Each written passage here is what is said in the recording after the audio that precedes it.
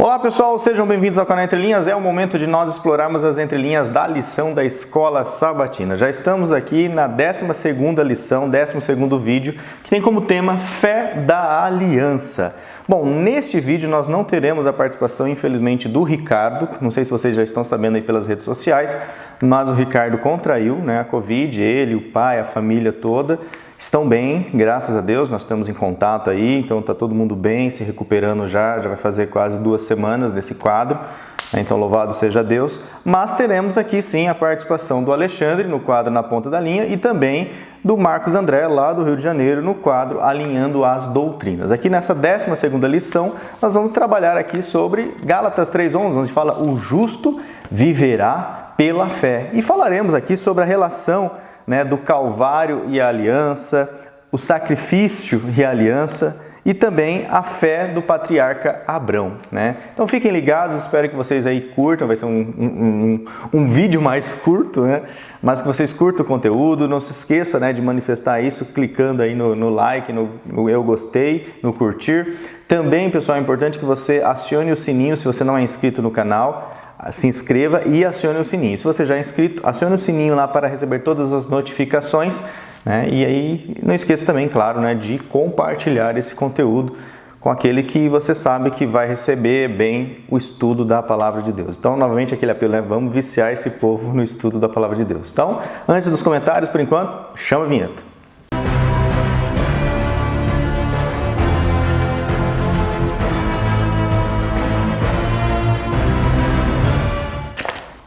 Bom pessoal, antes então de nós entrarmos aqui no Alinhando a Doutrina, na ponta da linha com o Alexandre e com o Marcos, nós temos aquele quadro que inclusive foi feita uma enquete no canal, perguntando se vocês curtem ou não esses comentários antes do vídeo.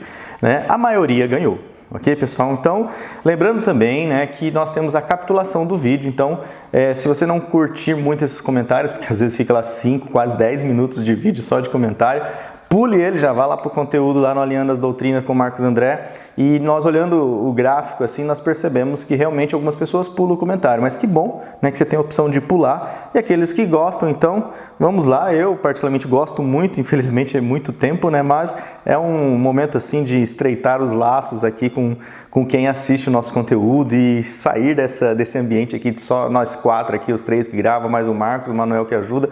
Então assim, expande um pouco a nossa percepção de como esse conteúdo atinge as pessoas. Vamos começar aqui com a Maria Lúcia Machado Figueira. Feliz sábado a todos, como tenho aprendido com vocês, louvado seja Deus. Então é importante essas palavras para nós, é importante também. E claro, a Maria Lúcia compartilhou conosco, e isso é um testemunho para muitos que têm entrado em contato com o canal Entre Linhas. O G. Vitorino diz assim, é o Geraldo Vitorino, de Cataguases, Minas Gerais, um abraço pessoal aí de Minas Gerais, estamos juntos. Igreja fechada aqui já tem muito tempo, ele falou, tem semanas, mas estudando juntos a lição com vocês e aprendendo muito. Obrigado e um feliz sábado. Obrigado também, Geraldo Vitorino, pelo seu comentário. É isso aí, as igrejas estão fechadas, mas Cristo está voltando da mesma forma. Jesus não pausou a vinda dele por causa da pandemia, pessoal? Pelo contrário, eu acho que ele deu uma acelerada nos planos. Mas vamos lá, Lierson dos Santos Carneiro, mais uma vez, parabéns pela maravilhosa aula, que a graça de Deus e a paz do Senhor Jesus estejam sempre sobre todos vocês e também sobre a família. Lígia e Lierson, de Parnamirim, Rio Grande do Norte, hashtag do início ao fim, um abraço aí pessoal do Rio Grande do Norte. E a Lígia ainda comenta, feliz sábado, hashtag fui até o fim, é o esposo, e a esposa aqui comentando. Dario Moura, feliz sábado, que Deus abençoe e recompense pela dedicação. Obrigado, Dario, e Deus tem recompensado, Deus tem cuidado, nos dado força, e como o Ricardo já testemunhou aqui, muitas vezes a gente está cansado, tem muitas coisas para fazer, mas quando a gente começa a se envolver com o Ministério Entre Linhas, parece que vem uma alegria imensa de participar desse ministério, de estudar a Palavra de Deus e de difundir, que a gente sente realmente que estamos em contato com o Eterno. Tânia BR orando pelo Ricardo. Se vê que ainda não está bem, né? O último vídeo, coitado, foi justamente um dia antes dele descobrir que estava com Covid. Mesmo assim, grava a lição para nós. E como sempre, nos ensina muito. Deus restitua a tua saúde, menino. Uma inteligência destas é só pela misericórdia de Deus para termos sempre junto com nós. Não depreciando o Lúcio, que é o piloto, nem o Alexandre, é um historiador, que não perco uma palavra, nem do Marcos, que uso muito as suas palavras, mas o Ricardo dá a aparência de não estar bem. E realmente, Tânia, ele não estava. A gente gravou numa quarta-feira e ele fez o exame na quinta e deu positivo. Tá, ele está bem fracão. E louvado seja Deus que a gente estava junto aqui, claro, mantendo o distanciamento. E graças a Deus eu também não fui contaminado. Então, isso aí, Senhor, cuide de nós. E Valdenice Cerqueira, feliz sábado, meninos. Eu moro na cidade de Presidente Prudente. Olha só, Valdenice, lá de Presidente Prudente, São Paulo. Estudo a lição com vocês já há muito tempo, gosto de todos e peço a Deus que os abençoe sempre. Amém. Valdenice, obrigado pela sua oração. E Deus tem atendido, Deus tem cuidado, né? Como eu falei, a família do Ricardo pegou, mas estão todos bem, todo mundo se recuperando. Eu não peguei ainda, o Alexandre ainda não pegou. E se Deus quiser aí, vamos passar aí pelo turbilhão. Se está no plano de Deus nos manter vivo, vamos aproveitar então. Quando Deus colocar nos planos dele que não temos mais muita utilidade aqui, nos preparar só para a volta de Cristo dormindo, estaremos preparados então para dormir em Cristo. Edilza Nascimento, compartilhado. Uma boa semana a todos. É isso aí, Edilza, muito obrigado pelo seu carinho com o canal, sempre compartilhando, todos os sábados, toda semana ela lá, né? Escrevendo, compartilhando. Muito obrigado mesmo. A Paty Santos comenta assim, tem gente que não gosta de ouvir os comentários, né, Paty? Realmente, a pesquisa lá, vocês podem curtir a pesquisa que está na comunidade do canal. Mas eu gosto muito. Nos comentários das entrelinhas sempre tem aquele que traz algo a mais. Sempre bom aprender mais. E ela ainda comenta, Ricardo, estou feliz com a sua recuperação, né, com a recuperação ainda das outros resfriados e agora, graças a Deus, ele está se recuperando também. E Sandra, continue cutucando o Marcos. Essa é a Paty Santos falando para a Sandra, que legal, né? Os irmãos vão falando com o outro nos comentários. É isso que eu gosto dessa parte do vídeo aqui, dessa interação.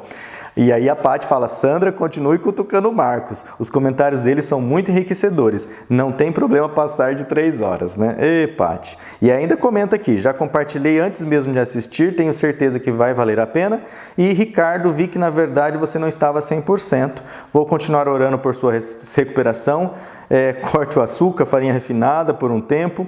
E isso vai ajudar bastante. Bom, o Ricardo ele é celíaco, então ele não usa trigo refinado, pelo menos que tem glúten. Mas o coitadinho sofre de vez em quando, porque nesse mundo, né, quem é alérgico sofre. E a Sandra Bittar, temos agora aqui quase os últimos comentários. Temos o quadro agora nos comentários das entrelinhas, com Sandra Bittar e João Cavaco. É muito bonito esse comentário aqui da Sandra Bittar. Ela fala assim, boa noite, meninos, muito feliz e agradecendo a Deus em poder estudar as Escrituras Sagradas com todos vocês. Gostaria de agradecer em especial pelo esforço do Ricardo. E espero em Deus que se recupere 100%. Amém, Sandra, também esperamos. Pois a explicação dos termos e a correlação com o estudo é demais. A oportunidade de estudar a palavra, a Bíblia, fundamentada no conhecimento da língua, da cultura, do contexto, do tempo e espaço em que ela foi escrita, nos auxilia muito na apreensão dos ensinamentos. E a mim também, Sandra, eu gosto muito. Com o estudo, conseguimos nos aproximar do entendimento do que foi que Cristo fez. Digo que nos aproximamos porque é tão imenso, tão profundo, que mesmo tendo acesso ao conhecimento sobre o que foi que Cristo fez, nós somos muito limitados para o compreender. Concordo, Sandra. Imaginar o que motivou Jesus se tornar humano, viver, sofrer e morrer por nós, quando reflito sobre tais aspectos, confesso que dá um nó em meus pensamentos. Acredito que a eternidade responderá a todos esses questionamentos. Assim nos cabe escolher o aceitar. Muito agradecida, Marcos, em comentar as questões. Aí, Marcos, a Sandra mandando um agradecimento para você. E entendo o momento da sua participação e sei que os meninos compreendem as minhas solicitações. Mas você sabe como é estudante, sempre perturbando os professores. Hashtag fui até o fim. Excelente semana para vocês todos e Deus abençoe vocês. Sandra, muito obrigada aí pelo seu comentário. Realmente, né, assina embaixo, porque compreender a Deus, como estava refletindo ultimamente, né, a formiga tentando entender o ser humano, né? Então, é assim o ser humano tentando entender a Deus, eu acho que ainda muito maior. E o João Cavaco Nosso irmão querido que também está ativo aí nos comentários. Lembrando, pessoal, os comentários são importantes porque ajuda a promover o conteúdo dentro da plataforma, sabe? É tipo propaganda gratuita, sabe? Dentro do YouTube. E ele vai contaminando assim, né? Olha, todo mundo está comentando, deve ser um bom conteúdo. E aí ele pega, você comentou nesse vídeo, então vou sugerir o vídeo para os amigos desse cara que comentou. Quem sabe ele se envolve. Que a ideia do YouTube é, quanto mais pessoas verem o conteúdo, mais vai estar ligado na plataforma deles, ok? E o João Cavaco diz assim: obrigado pelo testemunho exposto, que possibilita cada vez mais o acesso ao conhecimento de Deus. É um prazer nosso também, João, ler o seu comentário, mas ele diz que é um prazer contribuir para a vossa excelente lição e agradeço o vosso feedback. Oro por vocês, obrigado, João, e espero também pelas vossas orações na diversidade e unidade de Cristo. É isso aí, João, um orando pelo outro, e nós oramos principalmente naquele momento que a gente perdeu o contato com o João Cavaco e a gente ficou até preocupado. Cadê o João Cavaco? Cadê? E graças a Deus ele está aqui, né? Cheio de saúde. Vamos orar um pelo outro. E aí, adicionaria, ele coloca aqui, provindo da iluminação espiritual da partilha da lição que se expôs, o seguinte comentário. E ele coloca aqui sobre a definição do santuário no item 1. Santuário, definindo a viagem ao infinito e o eterno Deus. E eu vou aqui, né, pegar a conclusão, né, que é o item 3 dele, mas fica aí o convite para você conferir todo o comentário aí do irmão João Cavaco na íntegra aqui no vídeo da lição 11, tá?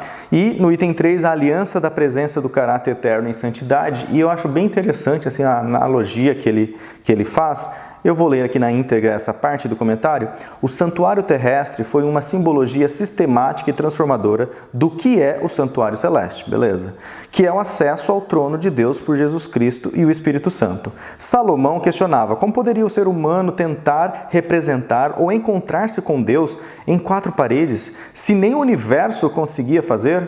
Afinal, qual o segredo e aliança de Deus no santuário?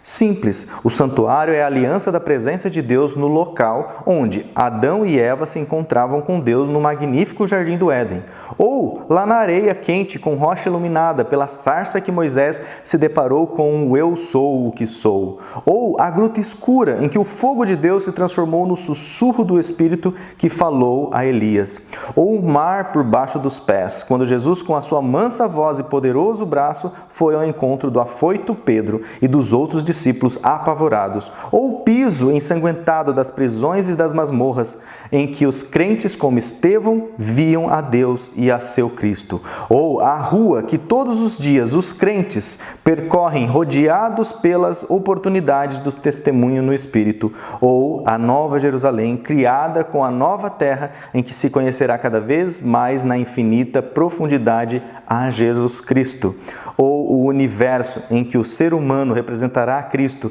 que pelo seu Espírito Santo, em liberdade criacional eterna, o espaço nunca mais será uma fronteira, mas o local da sua omnipresença, sentida e vivida em felicidade eterna por toda a criação, que será o universo. Deus nos abençoe a todos.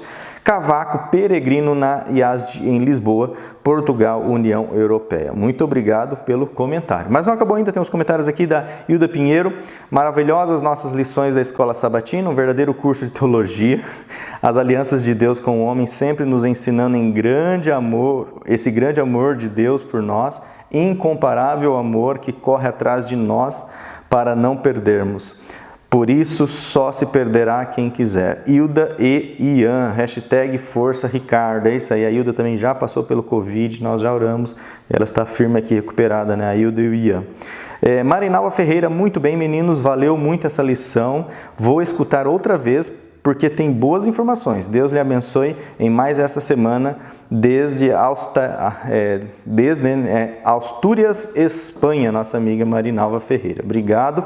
E a Evelyn Horta comentou bem legal essa semana, ela falou assim, hashtag fui até o fim. Espero que a água de alho seja o seu remédio e prevenção. Meus ursinhos queridos, aquele abraço agora eu falo para o meu... Ela diz assim, eu falo agora para o meu celular que eu quero as entrelinhas. E aí eu acho vocês. Ou seja, ela está usando o recurso lá de comando por voz do celular e está achando entrelinhas. Que legal. As lições completam tudo o que eu não entendia. Deus os guarde e ilumine. Muitas graças e thanks e grato. E ela manda um monte de carinha de ursinho e oração. Obrigado, Evelyn Horton. né? Obrigado pelo carinho. E o último comentário, né, que nós conseguimos registrar nessa gravação, Helena Saraiva, amém, Senhor, hashtag fui até o Marcos, Deus as abençoe.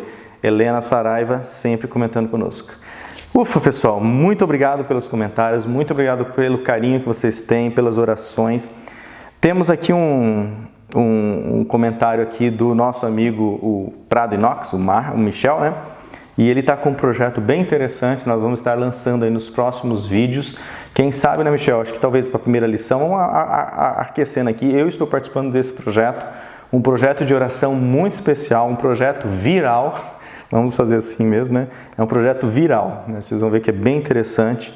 E louvado seja Deus, né? Que despertou no coração aí do Michel esse projeto. E vamos ver se a gente começa a promovê-lo aqui também no Entre Linhas. Tá? E logo mais teremos mais notícias sobre esse projeto aí para você colocar na sua igreja. Beleza, pessoal? Então, nosso muito obrigado por tudo e vamos agora então chamar o nosso amigo Marcos André, que vai então agora, cadê o nosso amiguinho? Apareceu aqui? Apareceu? Vai iniciar essa lição com uma oração e já vai fazer o alinhamento às doutrinas do tema da lição. Então, Marcos, agora é com você. Olá, você que nos acompanha aqui no canal Entre Linhas. Mais uma vez estamos nós aqui juntos estudando a Palavra de Deus, estudando a lição da Escola Sabatina e mais uma vez, como temos feito sempre, vamos orar ao nosso Deus pedindo a sua orientação. Vamos orar? Senhor Deus, muito obrigado porque mais uma vez o Senhor nos recebe tão bondosamente na Tua presença. Mais uma vez, Senhor, já cremos pela fé que o Senhor vai nos instruir segundo a Tua Palavra, segundo o poder do Teu Santo Espírito. Nós te pedimos que o Senhor nos perdoe os pecados para que assim o Teu Santo Espírito encontre morada em nós e nos use como instrumentos Teus para que possamos ser mais elevados na Tua presença e também para que possamos elevar outras pessoas. Nós te pedimos, Senhor, que cada um que assiste esse canal, cada pessoa que participa de alguma forma desse canal, receba também todas essas bênçãos para que possamos juntos, Senhor, crescermos e estarmos cada dia mais parecidos com o nosso Senhor e Salvador Jesus Cristo. Salva-nos para o Teu reino, é o que nós te pedimos pelo nome de Jesus. Amém. Esse é o quadro Alinhando as Doutrinas, aquele quadro que nós sempre trazemos uma das doutrinas que aparecem nas entrelinhas da lição. A lição dessa semana fala a respeito da fé da aliança. E eu escolhi falar a respeito da nossa doutrina número 14 dentro desse tema, que é a doutrina que fala a respeito da unidade do corpo de Cristo. Por que é importante a gente entender a unidade do corpo de Cristo dentro desse tema? Desde o início desse trimestre, a lição tem destacado a importância da lei, a importância da obediência dentro do contexto da aliança, mas também destaca que a aliança ela é firmada em Cristo, é firmada através da fé em Cristo. Então, nós precisamos entender muito bem a harmonia que há entre esses dois temas, o tema da lei e da fé, para que a gente não cometa os mesmos erros que alguns cristãos cometeram no passado, causando divisões na igreja. O apóstolo Paulo ele precisou lidar com a divisão na igreja, tanto na igreja de Gálatas, né, na carta escrita aos Gálatas, como também na sua segunda carta aos Coríntios. Então nós precisamos, a partir dos conselhos e das advertências que o apóstolo Paulo deixa relatado nessas cartas, nós precisamos extrair algumas lições para que a gente possa continuar firme sem que as mesmas divisões e os mesmos problemas que aconteceram lá no passado aconteçam conosco também. O apóstolo Paulo ele diz que o corpo de Cristo ele não pode estar dividido. Olha só, 1 Coríntios capítulo 1, verso 12. Refiro-me ao fato de cada um de vós dizer, eu sou de Paulo, e eu sou de Apolo, e eu sou de Cefas, e eu sou de Cristo. Acaso Cristo está dividido? Foi Paulo crucificado em favor de vós, ou foste porventura batizados em nome de Paulo?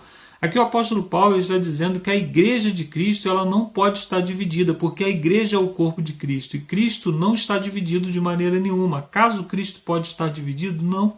Cristo não se divide de maneira nenhuma. Então, uma igreja que começa por algum motivo causar divisão, ela continua sendo uma igreja, mas deixa de ser o corpo de Cristo, ou seja, deixa de estar ligado ao cabeça, que é Cristo. E uma igreja que ela não é mais conduzida por Cristo, ela começa a procurar outras cabeças, como acontece aqui. Uns diziam, não, eu sou de Paulo, eu sou de Pedro, eu sou disso, eu sou daquilo. Então, nós precisamos sempre manter a nossa igreja unida. O que deve nos unir como igreja é a pregação do Evangelho. É quando nós nos unimos para fortalecer o corpo de Cristo, para fortalecer a igreja. Mesmo que tenhamos métodos diferentes para fazer isso, cada pessoa deve ter liberdade dentro da igreja para desenvolver os seus métodos evangelísticos. Isso é saudável para a igreja, que cada pessoa tenha talentos diferentes para alcançar pessoas diferentes. Uma das coisas que me chamam muito a atenção nessas duas cartas, na carta aos Gálatas e também na segunda carta aos Coríntios, é o fato de que Paulo precisa defender o seu apostolado, precisa defender o seu ministério. E ele diz, se eu não sou apóstolo para outros, pelo menos para vocês eu deveria ser, porque foi a minha pregação que fez com que vocês conhecessem a Cristo, né? Então, quando algumas pessoas começam a desmerecer o trabalho que foi feito no passado, a desmerecer o trabalho da liderança, nós precisamos acender um sinal vermelho ou mesmo um sinal amarelo para que a gente possa observar com mais calma o que está acontecendo e o que está causando divisão, o que está causando problema dentro da igreja, para que o corpo de Cristo seja sempre unido. Jesus Cristo orou pela união da sua igreja, né? Em João no capítulo 17, ele diz que nós daríamos testemunho ao mundo quando nós estivéssemos unidos como igreja, assim como ele está unido ao Pai. Esse então é uma referência, né? Esse tipo de divisão ele deve ser uma referência para que a gente pare, para que a gente ore, para que a gente interceda sobre a nossa igreja e para que a gente peça orientação a Deus para que ele nos use como elemento de união, como elemento pacificador para que a igreja continue unida. É uma igreja dividida, ela não representa bem o nosso Salvador. Outra característica que nós encontramos nessas duas cartas e que me chama muito a atenção é o fato de que, de alguma forma, a lei havia sido utilizada como método para nos apresentar diante de Deus, para nos recomendar diante de Deus.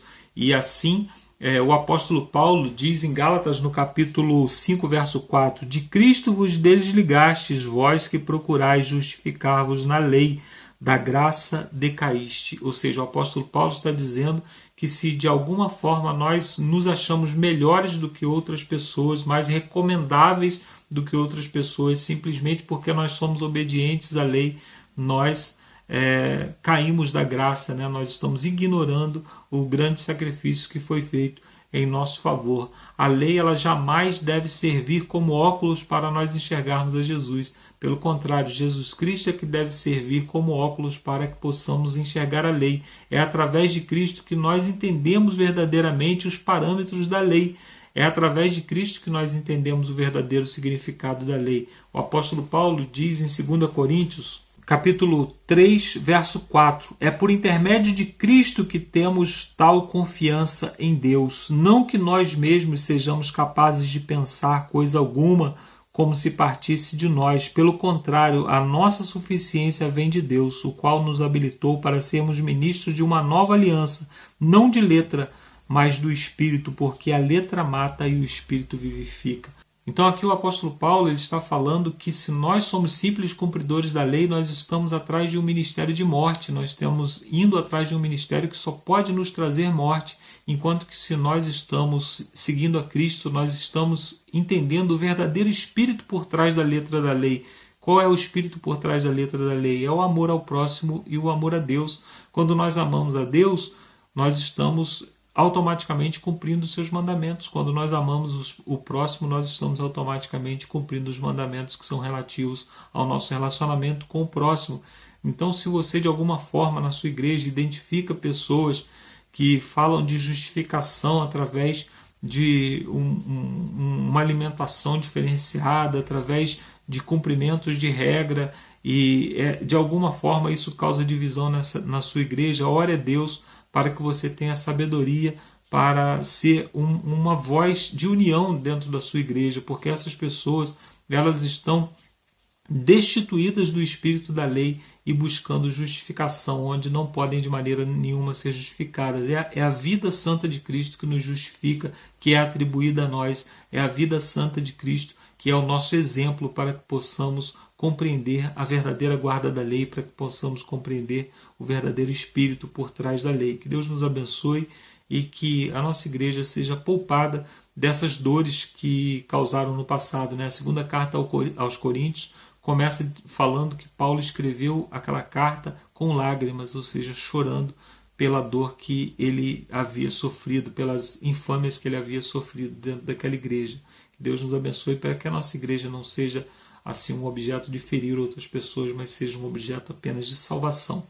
Eu termino aqui a minha participação e daqui a pouco eu volto com a oração final. Agora você fica com o Ricardo, com o Alexandre e com o Lúcio lá em Campo Mourão. Que Deus nos abençoe e um bom estudo a todos nós.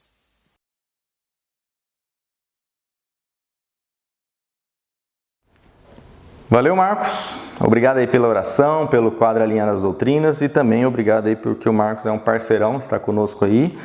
E ele passou, a lição, tá lá no canal dele, o vídeo, eu assisti, foi bem legal também, Valeu, parceiro. E agora nós vamos então para o quadro Na Ponta da Linha, onde vamos tentar trazer aqui para vocês os principais assuntos, que o autor traz na linha da lição. E quem vai trazer esse quadro hoje, de todos os dias, é o Alexandre. Então, Alexandre, agora é com você. Olá, pessoal. Boa noite para todo mundo, ou bom dia, ou boa tarde, não sei que horário você vai assistir aí. A gente está numa gravação toda atípica essa semana. Deveria ter gravado já na semana passada, mas não consegui. O Lúcio precisou viajar e eu precisei viajar também. O Ricardo ficou doente e agora é noite de sexta-feira, do dia 11 de junho. Esse vídeo tem que ir ao ar amanhã e eu não consegui me reunir com o Lúcio para a gravação. Foi semana de prova na faculdade, eu estou participando de um processo eleitoral na escola como comissão eleitoral numa eleição para direção. Moral da história, gente, estou trabalhando feito maluco e não consegui parar para gravar a lição dessa semana. Só agora, sexta-noite, que eu consegui parar. Então, peço desculpa para vocês, mas vocês vão ter que se contentar com a câmera meio turva aí. Eu tô gravando de pijama, não dá de ver porque eu tô com um casaquinho por cima, mas eu tô gravando de pijama. O Lúcio foi gravar agora há pouco a introdução da lição à noite na igreja, agora à noite, E eu tô gravando aqui de casa. E tem que mandar rapidinho pro Lúcio para ele conseguir juntar tudo, formatar certinho a nossa gravação, o nosso vídeo e publicar para vocês amanhã à tarde. Mas é uma alegria gravar a lição, é uma alegria estar aqui em mais uma semana de lição no Entre Linhas, é muito, muito bom estar aqui com vocês, fico contente mesmo. E a lição dessa semana, sem mais delongas, ela vai ser a parte de sábado, domingo, segunda, terça, quarta, quinta, sexta não. E o título da lição dessa semana, então, a lição 12, o título dela é Fé da Aliança. Gostei muito da lição, achei uma lição bonita. Tem alguns textos difíceis, admito que tem alguns textos aqui que me desafiaram, mas no geral, e gostei dos textos que me desafiaram também. Gostei da lição, achei uma lição muito boa. Lição de sábado. O título da lição, então, é Fé da Aliança. E ela vai estar falando o tempo inteiro, novamente, de um tema que a gente tem falado constantemente, que é a questão da justificação pela fé, que é a questão da salvação por meio dos méritos de Cristo Jesus, e disso sendo um componente da aliança, A lição de sábado traz para nós o verso para memorizar, que é uma passagem de Gálatas 3:11, que diz assim, que é evidente que pela lei ninguém é justificado diante de Deus, porque o justo viverá pela fé. E essa passagem, o justo viverá pela fé, que está aqui em Gálatas 3:11, ela vai ser retomada ao longo de toda a lição. Ela vai reaparecer quando traz a citação de Gênesis, em que Abraão criou isso e foi imputado por justiça. Ela vai aparecer depois quando Paulo retoma essa questão da justificação pela fé também. Acreditar e, por isso, receber a justiça. A lição de sábado traz uma historinha, a historinha de Odisseu, da Odisseia, que depois, a Ilíada e a Odisseia, depois da batalha pela cidade de Troia, segundo a mitologia grega. Odisseu teria tentado voltar para sua terra natal, Ítaca, e nessa peregrinação para sua terra, ele teria sofrido reveses, e até que ele sofreu muito e pagou com seu esforço, os deuses falaram, basta, então agora ele pode voltar para Ítaca. E aí o autor da lição vai falar que nós nunca conseguiremos pagar tudo aquilo que nós devemos, por causa do nosso pecado. Nós nunca conseguiremos pagar. Então, não basta nós sofrermos ou lutarmos como Odisseu lutou. Nós nunca vamos voltar para o nosso lar. Nós nunca vamos voltar para a nossa casa. Pelos nossos próprios méritos. Nós precisamos que alguém nos salve. A história de Odisseu é muito interessante. O autor da lição não trata ela com um pouco mais de profundidade, né? Mas Odisseu, ele não é só ignorado pelos deuses. Ele é testado pelos deuses. Ele precisa lutar contra os deuses. Os deuses gregos, eles são retratados como pessoas caprichosas, muito próximas das paixões humanas, da cobiça, da inveja, do ciúme humano.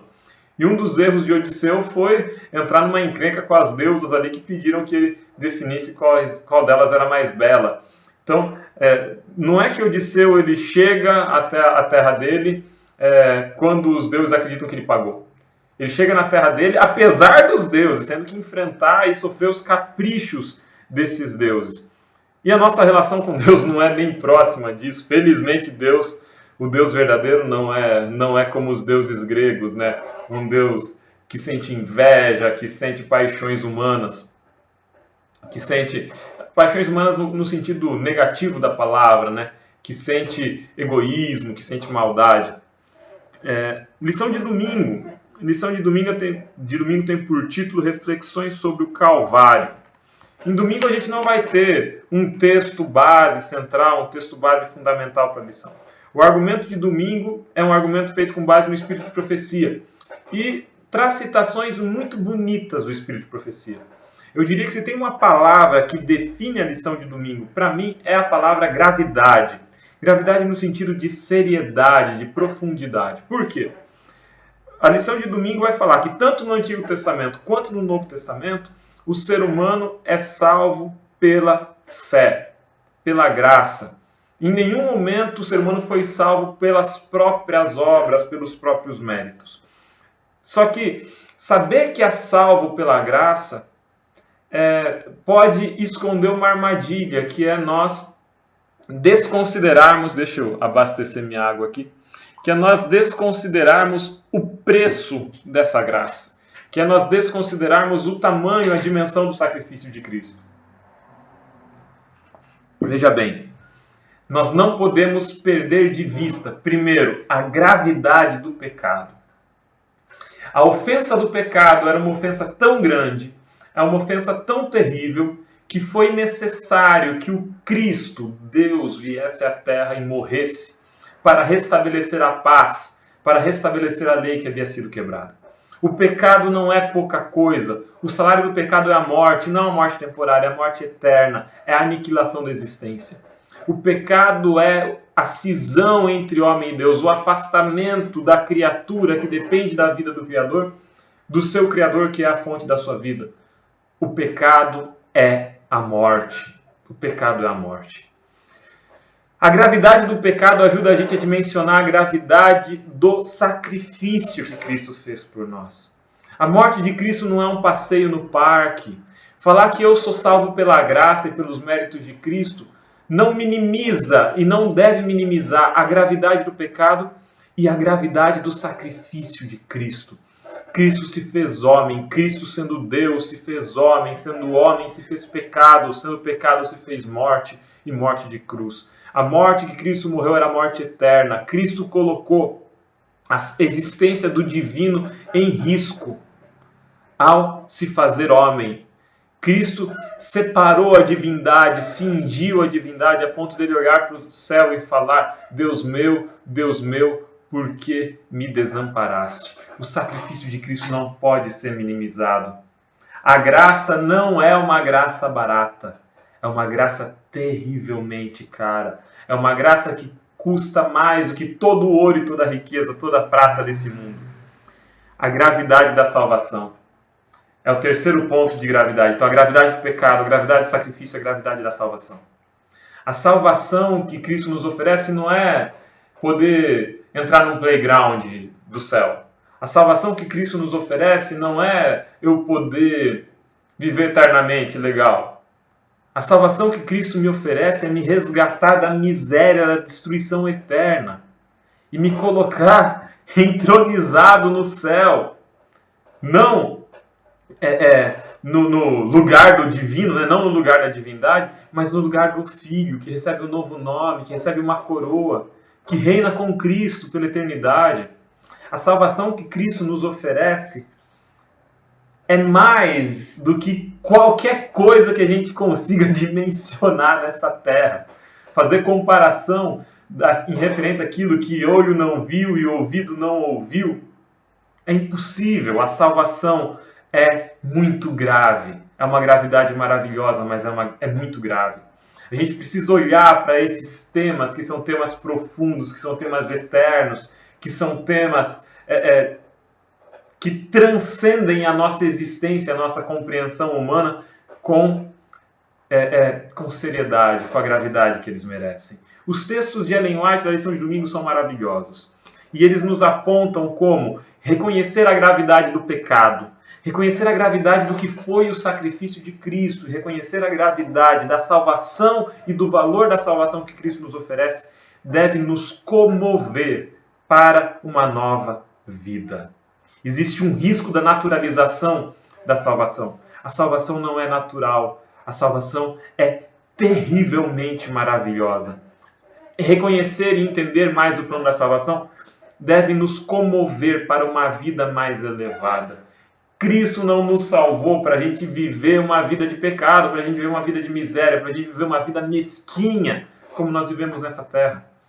Cristo nos salvou para vivermos o reino. Cristo nos salvou para vivermos a eternidade em plenitude. Diz o próprio Cristo, eu vim para que tenham vida e vida em abundância. A lição de domingo, uma lição belíssima, e os textos selecionados de Ellen White muito bons. E agora a lição de segunda, foi aqui que eu apanhei um pouquinho. A lição de segunda tem por título A Aliança e o Sacrifício. Começa com o texto base de 1 Pedro 1, 18 a 19, que diz assim: Não foi mediante coisas perecíveis, como prata ou ouro, que fostes resgatados da vida inútil que os seus pais lhes legaram. Mas foi pelo quê? Pelo precioso sangue de Cristo, como de um cordeiro sem mácula. Quer dizer, a primeira compreensão desse texto, a compreensão mais direta, ela é clara, é óbvia e é maravilhosa. Nós não fomos salvos, nós não fomos comprados por ouro ou prata. Não é por uma coisa material dessa terra. Não é por méritos conquistados aqui. Não é por aquilo que eu fiz. Não é pelo meu dom, pelo meu talento. Eu fui comprado pelo sangue precioso de Cristo Jesus. Eu fui resgatado pelo sangue de Cristo. Um sangue representado aqui pelo cordeiro sem mácula. Uma referência direta aos cordeiros que no antigo santuário, no antigo tabernáculo do deserto, eram imolados, simbolizando Cristo, imolados para a remissão de pecados. Então, nossa salvação acontece mediante o sacrifício de Cristo Jesus. Isso é ponto pacífico. Essa parte do texto é a parte de compreensão direta, é onde está a maior preciosidade. Mas eu fui tentar entender o texto um pouquinho mais a fundo. A parte inicial do texto diz assim: não foi mediante coisas perecíveis, como prata ou ouro que fostes comprados, que fostes resgatados. Né? Esse resgatado aqui remete ao resgate do escravo, né? Que sai para a liberdade. Resgatados do que, gente?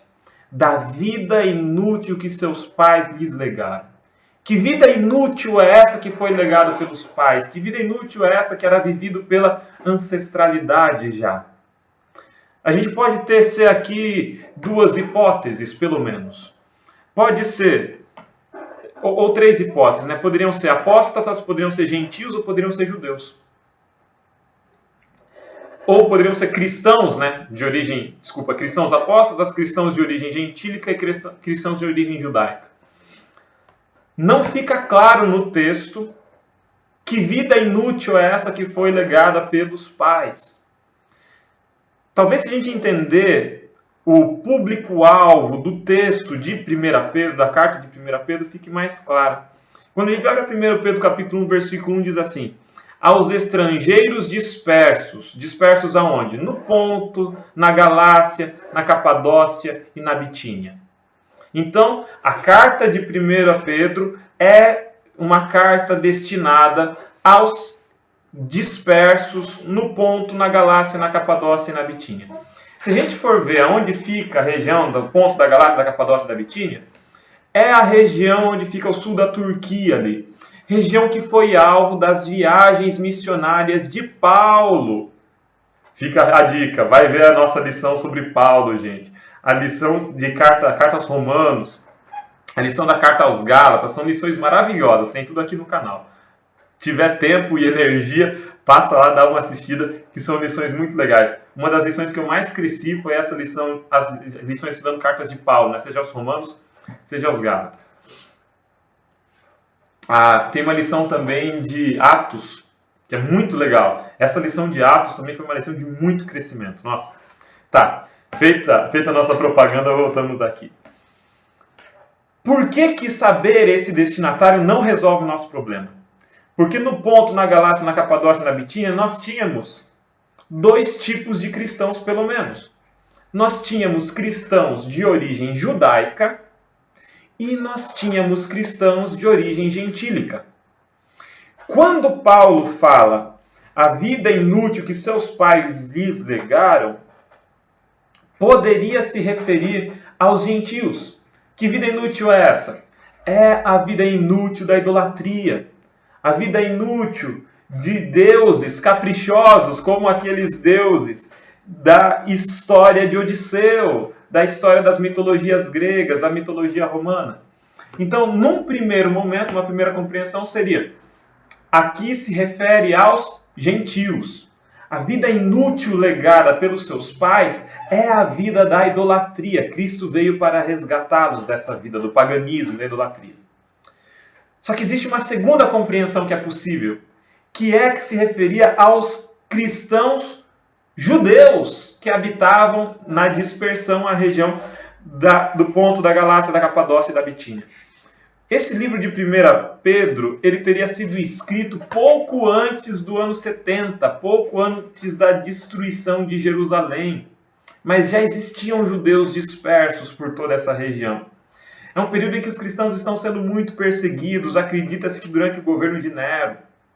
Então, poderia estar se referindo também a cristãos de origem judaica.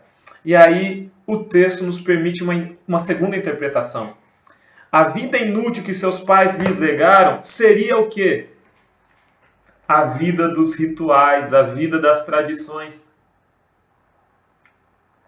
De imolação do cordeiro, a vida da circuncisão, que se tornou inútil, porque se perdeu o vínculo entre tipo e antitipo, se perdeu o significado desses ritos. Esses ritos passaram a ser praticados como mera formalidade, como mera aparência, acreditando-se que com isso se tornava um povo mais santo. Na prática de aparência, uma religiosidade de aparência, não uma religiosidade de essência. Então a vida inútil que seus pais lhes legaram poderia se referir também ao judaísmo apóstata, ao judaísmo que renega o Cristo, ao judaísmo que renega o sentido pleno da aliança e que entendia a aliança como uma formalidade feita entre Deus e Abraão, em que se oferecia circuncisão, se oferecia bodes, se ofereciam ovelhas, se ofereciam pombas, e em troca se recebia perdão, se recebia bênção. É esse o legado inútil que os seus pais lhes deixaram. 2 interpretações possíveis. O texto, no grego antigo, está como a palavra parapidimos, ou parepidimos. Essa palavra eu procurei, gente, de verdade. Pesquisei, procurei em dicionários de grego e não consegui encontrar o significado dela. Se eu conseguir, eu não tive tempo agora para conseguir me aprofundar mais nesse estudo. Se eu conseguir depois, eu deixo nos comentários para vocês o significado dessa palavra.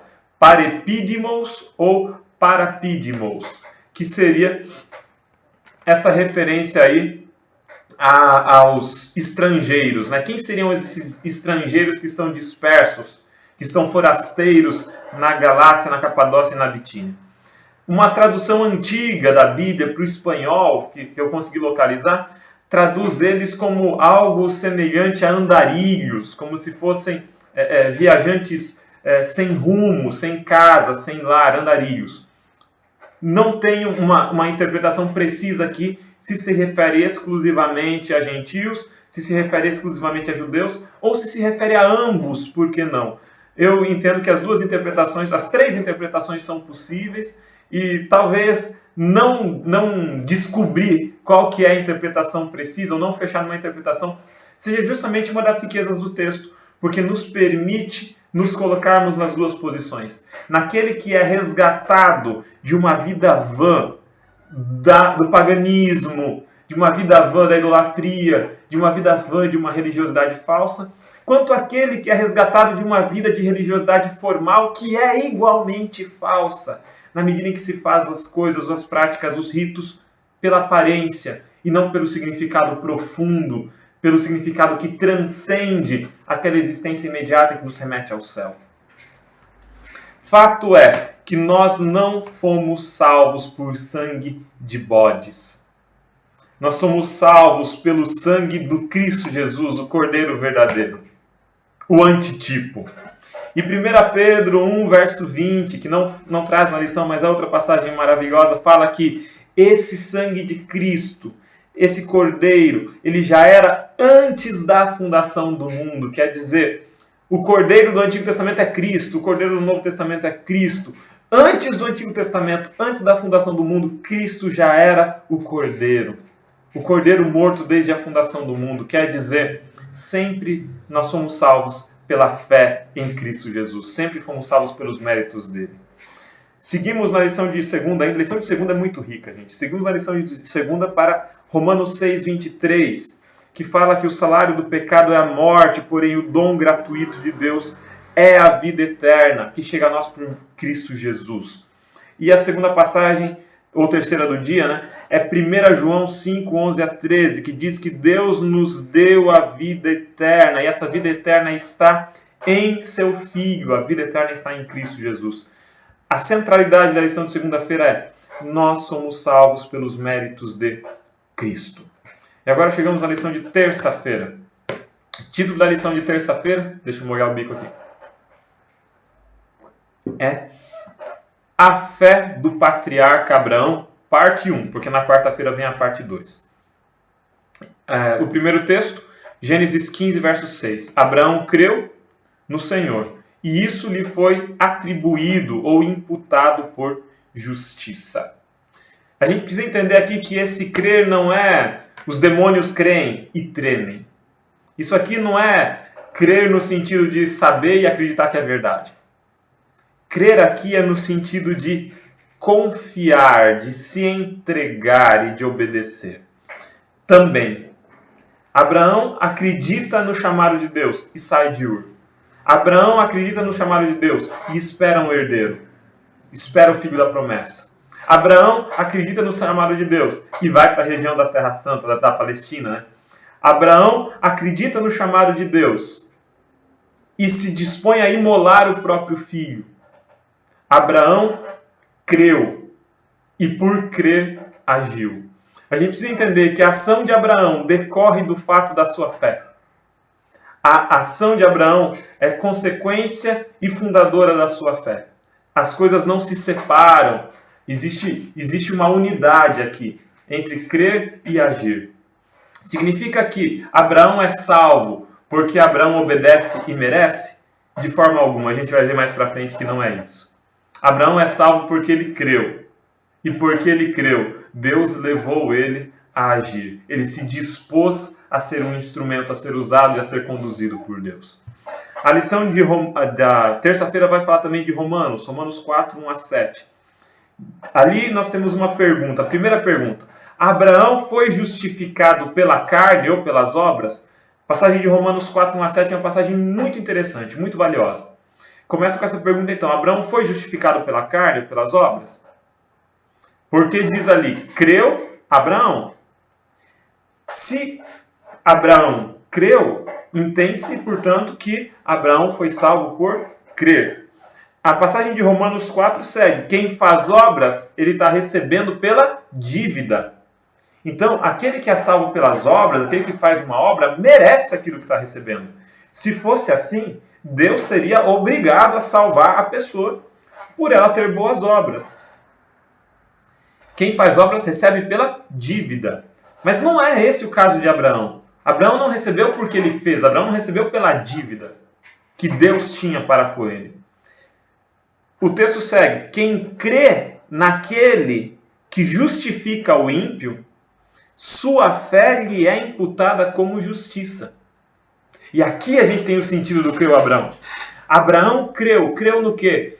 Abraão creu que ele não era uma causa perdida para Deus. Abraão creu que mesmo ele sendo um podre pecador, Deus estava disposto a salvá-lo. Abraão creu que Deus justificava o ímpio. E por isso Abraão pôde ser alvo da misericórdia de Deus. Nós precisamos acreditar que Deus está disposto a nos salvar, que Deus nos ama, que Deus é um Deus amoroso que se entrega, se doa para salvar o pecador. Deus é um Deus que ama o pecador e está disposto a salvá-lo e se entregar por ele. Quem crê naquele que justifica o ímpio, sua fé lhe é imputada como justiça.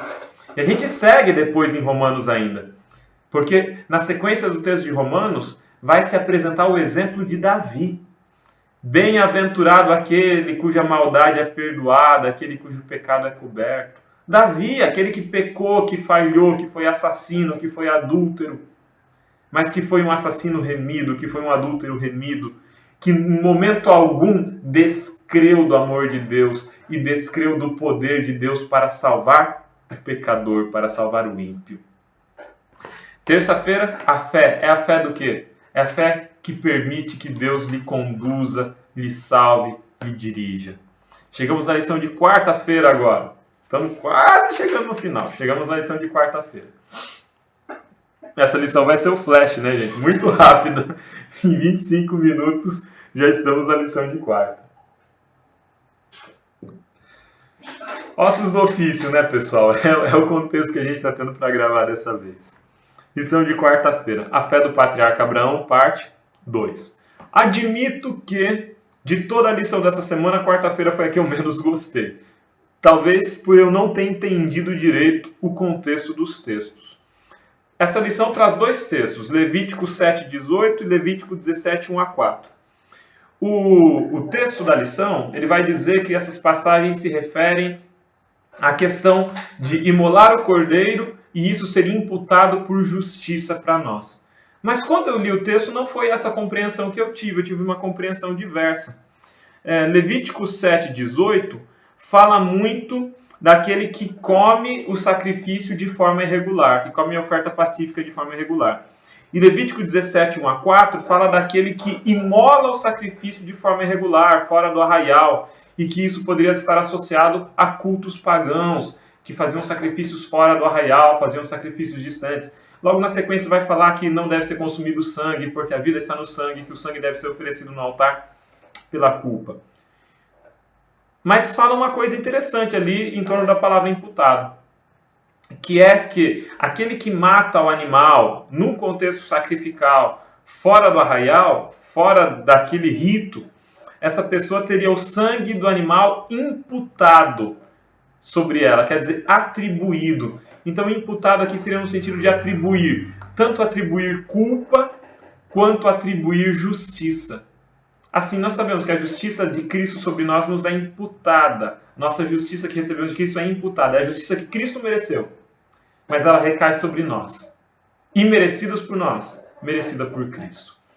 E agora chegamos à lição de quinta. E a lição de quinta é descanso, gente. A lição de quinta é descanso. É uma lição leve, a lição de quinta. Por quê? Nós vamos ter 4 passagens ali. Todas essas passagens falam de promessas. Promessas que nos trazem acalanto, que nos trazem acolhimento. A primeira passagem, Salmos 34:8. Provai e vede que o Senhor é bom. Bem-aventurado o homem que confia nele, o homem que confia no Senhor.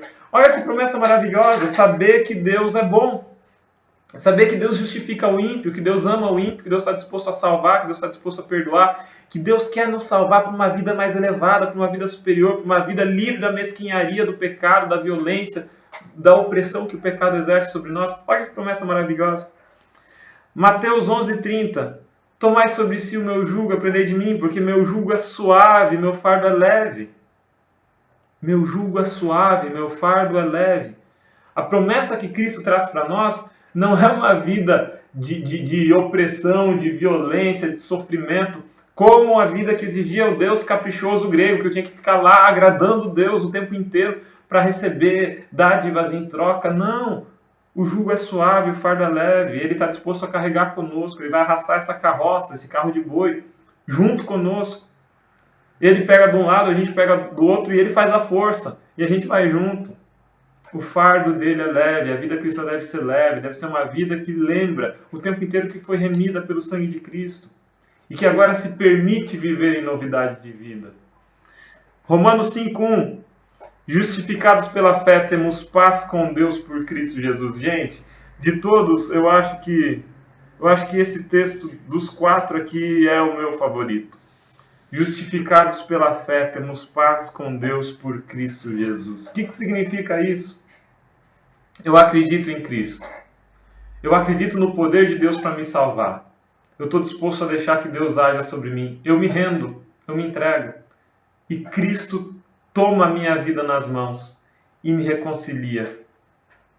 A separação, a cisão, a briga, a controvérsia, a grande controvérsia que existia entre eu e Deus, não existe mais. Eu tenho paz com Deus. Deus me ama. Eu posso dormir à noite tranquilo, descansado, porque eu estou salvo. Porque Cristo mereceu a salvação em meu lugar. Cristo se ofereceu em meu lugar. Cristo me reconciliou com o Pai. E o Pai me ama. E o Pai quer me salvar. E como nós falamos nas lições passadas, Deus quer dar boas dádivas aos seus filhos. Que pai que o filho lhe pedindo peixe lhe dá uma cobra, ou que o filho lhe pedindo pão lhe dá uma pedra? Se vós que sois maus sabeis dar boas dádivas aos vossos filhos, quanto mais nosso Pai que estás nos céus. Deus quer nos dar coisas boas. Ele é bom. Nós temos paz com Ele por meio de Cristo Jesus. Eu posso viver em paz. Eu não preciso me preocupar, eu não preciso me desesperar. Eu já estou em paz com Deus. E agora eu posso viver em paz com o meu próximo, eu posso viver em paz com todo mundo. Eu não preciso viver minha vida em desespero, contando listinha de coisas para ver se eu estou salvo ou não. Eu tenho paz com Deus. Eu vou viver uma vida mais elevada porque eu tenho paz com Deus. Ele me chama para uma vida plena, para uma vida feliz, para uma vida repleta de significado, em que os mandamentos fruam da minha vida, brotem do meu coração, porque Deus colocou eles lá. E os mandamentos me sejam deleite, me sejam alegria. E aí eu consigo, como diz o livro de Isaías, chamar o dia de sábado santo e deleitoso, o dia do Senhor, por exemplo. Porque chegou na sexta-feira, eu falei para minha esposa aqui, e ela fala para mim, eu dou 8 aulas na sexta-feira e 10 aulas na quinta-feira. Significa que eu estou vindo de dar, nesse momento, estou vindo de dar 18 aulas ininterruptamente, uma aula atrás da outra. Eu tive, depois, dentre essas 18 aulas, eu tive 1h30 de descanso. E a noite de ontem, né? Então, eu estou trabalhando seguido. Chega o final da tarde de sexta-feira, eu estou aqui dentro de casa, trabalhando em home office, falando na frente do computador direto, o dia inteiro, né? Por isso a voz já vai cansando.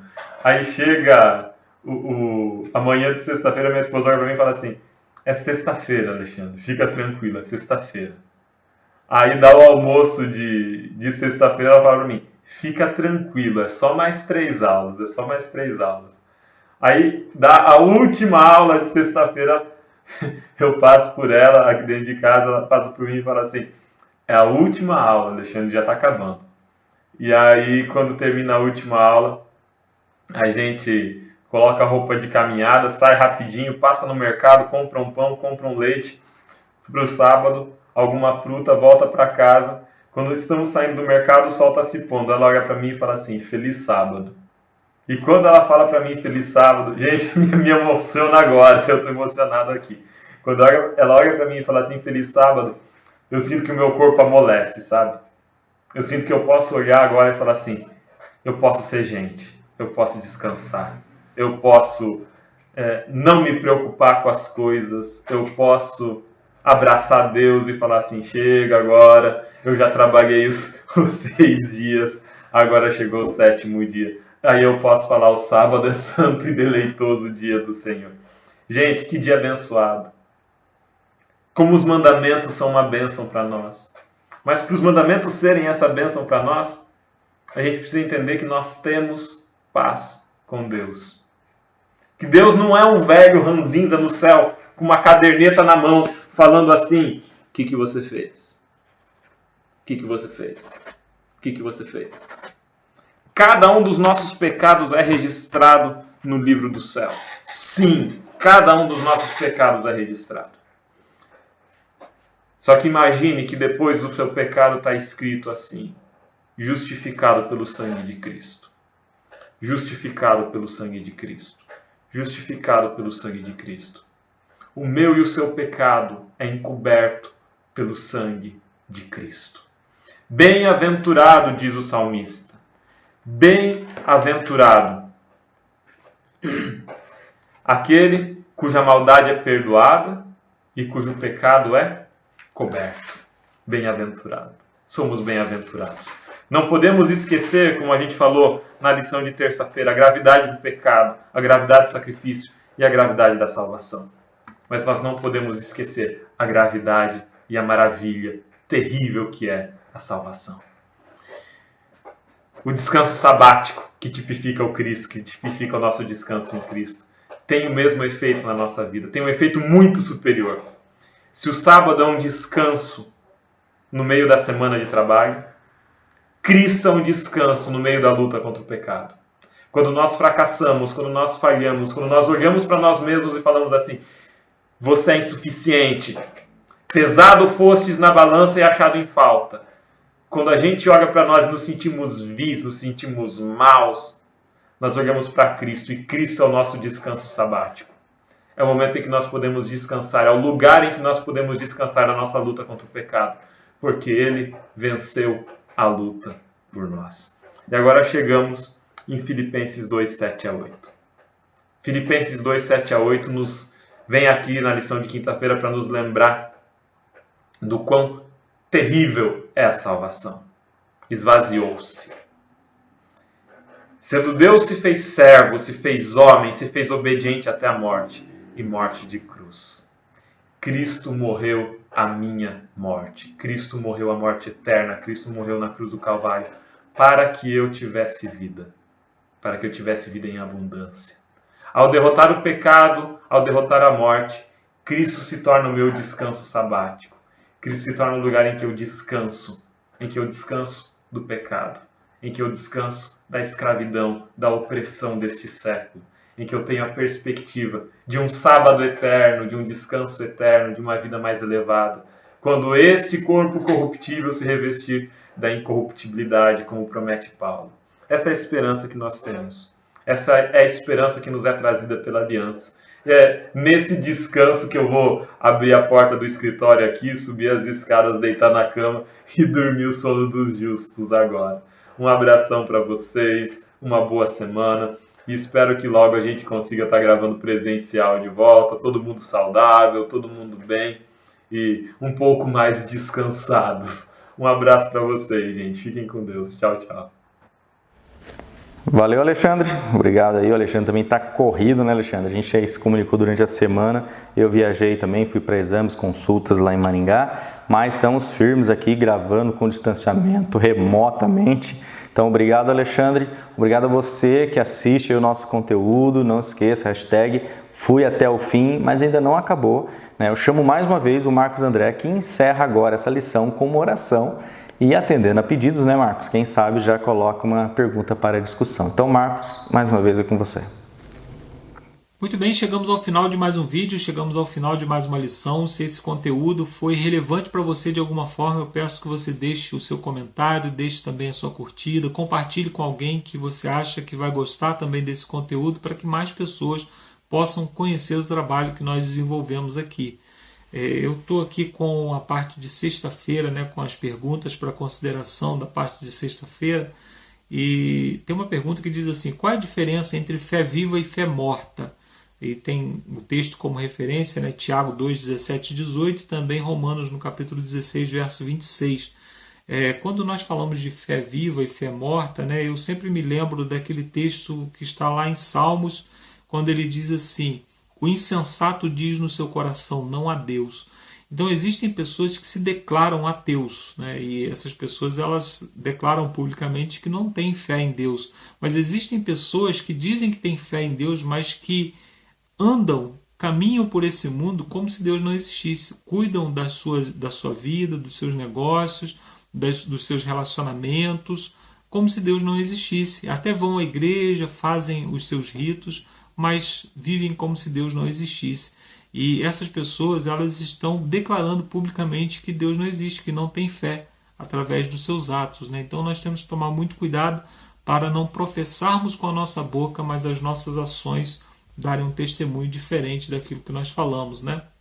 Aí a pergunta número 2, se somos salvos unicamente por uma justiça creditada, ou seja, pela justiça de Cristo, que é acreditada na nossa conta, né?